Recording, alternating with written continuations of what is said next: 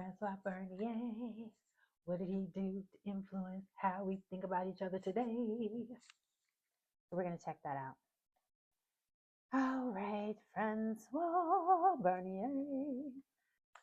Francois Bernier, 1620 to 1688, Paris, France.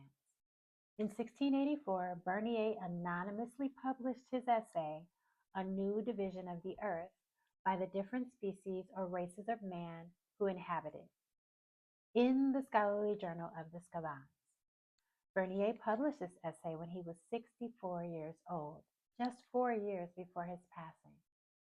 Nonetheless, it influenced European biologists, naturalists, physicians, and the scholarly world for centuries.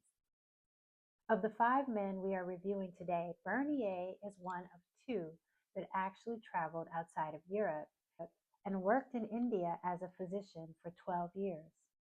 Bernier racialized the people he observed in Europe, Northern Africa, Egypt, Palestine, Arabia, and India. This is one of the first times the word race and species are used to describe the various types of humans.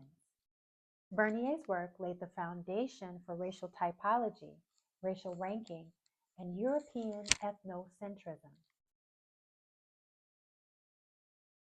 Bernier did not rank the races hierarchically intentionally. However, he did describe the races in a way that clearly separated them and compared all of the other races, the non-Europeans, to what he believed was the superior European race. He was decidedly prejudiced in his ascription of European as a race, comparing others to what he considered European standards of beauty. Bernier compared non-Europeans to Greek statuary and grouped others based on the resemblance to Greek statues, preferring those with more aquiline features and straight hair to those with whiter and thicker features and woolly hair, tiny coiled hair. Of the European race, Bernier associated physical features, not geographic location. Now check this out. His racialization of Europeans included people outside of Europe that caught his European gaze. His European racial group included Northern Africans. In his European race, people of the Middle East and Persia, modern-day Iran, people from India, Siam, now Thailand, and the island of Borneo, parts of Indonesia, Malaysia, and Brunei. Also considered Europeans by Bernier, Native Americans.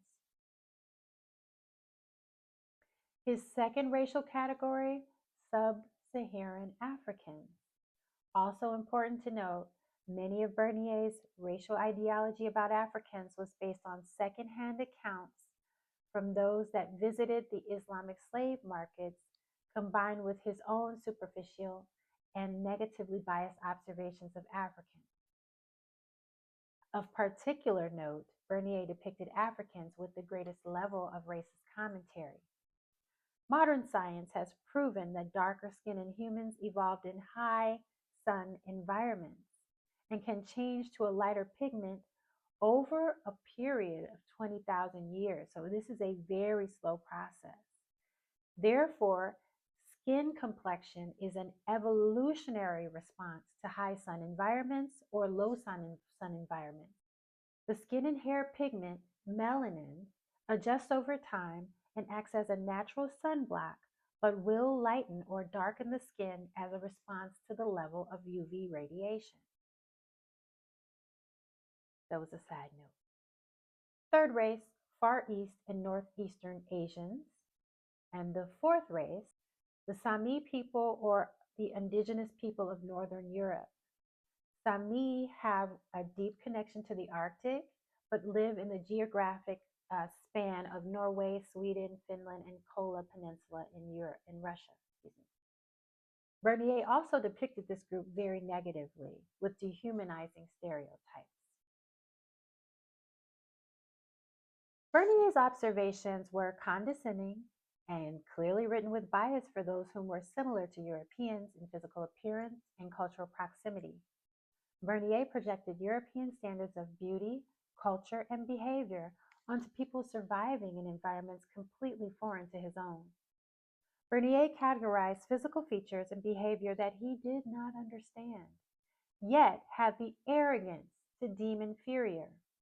This was the beginning of racial comparisons that Europeans used to create a detestable sense of superiority and supported a rationale for colonization of the Americas and the transatlantic slave trade.